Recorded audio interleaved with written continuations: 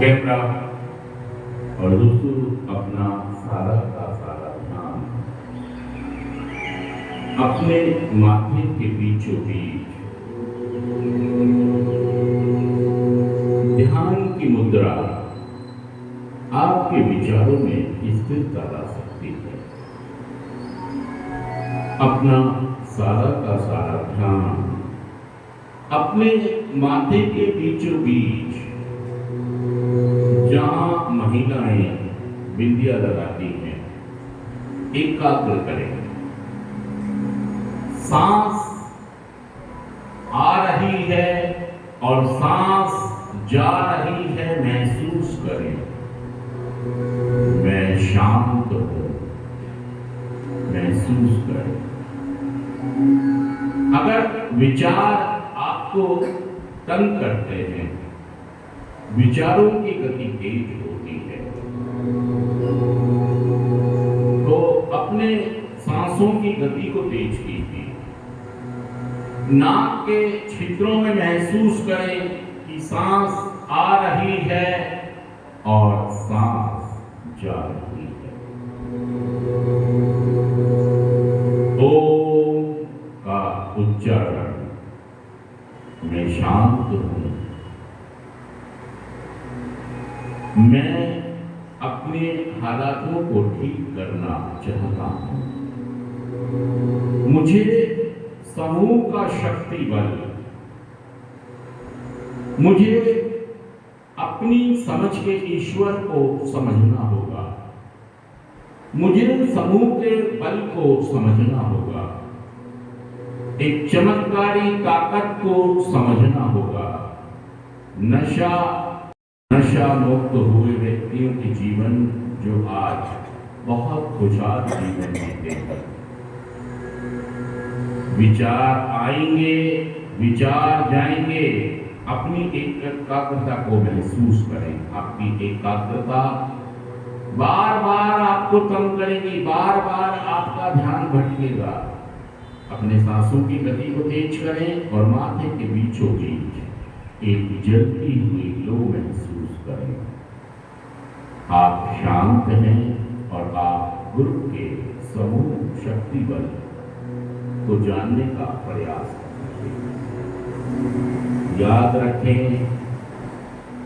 नशा छोड़ा जा सकता है।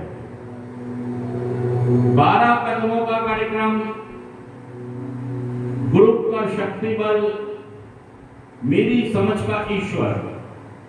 आप इस कार्यक्रम को भी ईश्वर नाम दे सकते हैं, जिस धर्म को भी मानते हो नाम दे सकते हैं। आप समूह को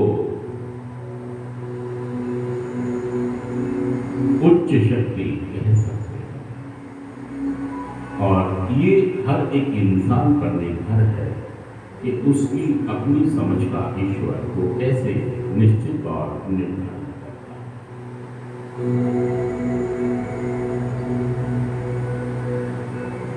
और एकाग्र होके अपनी पिछले जीवन, अपना पिछला जीवन देखें। सही में यहाँ पर साक्षात मेरा मानना यह, मेरा अनुभव ये कहता है कि ईश्वरीय शक्ति काम करती है इस कार्यक्रम में। वो कहता है मुझे विश्वास हुआ कि मुझसे बड़ी कोई शक्ति जो मेरे मन और बुद्धि को स्थिर करके मेरा जीवन सही रास्ते पर ला सकती है, मुझे शराब मुक्त, मुझे नशा मुक्त कर सकती है। ये विश्वास रखें और किसी व्यक्ति के साथ अपने संबंधों को बनाना शुरू करें। ऐसा ना हो पेन ड्राइव निकाल के किसी और को दे दें तो पता लगा जी आदमी संबंध बना ले रहा है। संबंध। और तीसरा कदम ये कह रहा है, ईश्वर को मैंने जिस भी रूप में देखा पहचाना, समर्पण की बात करता है। वो ये कहता है कि मैंने ईश्वर को अपना जीवन, अपने सारे फैसले मैंने उनके सुपुर्द करने का निर्णय लिया। मतलब जिस ग्रुप का मैं हिस्सा बन रहा हूं, मैंने आपको अभी 2 वीडियो दिखाई, पूजा भट्ट की भी और जावेद अख्तर साहब की, और वो ये कह रहे हैं कि मैं लोग वो कहते हैं जावेद अख्तर साहब कि यार मुझे लोग बहुत सारे कहते हैं कि तुम बड़े ब्रिलियंट हो, समझदार हो। वो कहते हैं कि अगर मैं इतना ही समझदार होता तो मुझे इतने साल क्यों लग गए ये समझने में कि शराब का कोई रोल जीवन में, शराब तो मतलब आदमी मतलब गधा लगता है, बेवकूफ लगता है। तो मुझे इतने समय क्यों लग गया? अगर मैं समझदार होता तो मुझे ये इतने साल क्यों लगते कि यार ये तो मैं एक बेकार की चीज क्यों कर रहा हूं। मतलब मैंने अपने शरीर को पहले निर्भर किया नशे के ऊपर और फिर उसकी हिमात ले रहा हूं कि नहीं नशा ठीक है करना, कभी कभी कर लेना ठीक है। नशा किसी भी मात्रा में किसी भी पहला ही कदम क्या कह रहा है? पहला ही कदम ये कहता है कि मैं स्वीकार करूं कि नशे के कारण मेरा जीवन, मैं नशे के आगे शक्तिहीन। जितनी जल्दी आप इस बात को स्वीकार कर लेंगे कि यार नशे के आगे मैं शक्तिहीन हूं, मैंने बहुत प्रयास किया अपने जीवन को कंट्रोल करने का, अपनी नशेबाजी को कंट्रोल करने का, अपने काम धंधे को कंट्रोल करने का, लेकिन मैं कंट्रोल नहीं कर पाया। ये स्वीकार करना होगा दोस्तों आपको कि मैं स्वीकार करता हूं कि नशे के आगे मैं शक्तिहीन हूं, मेरा जीवन अस्त व्यस्त।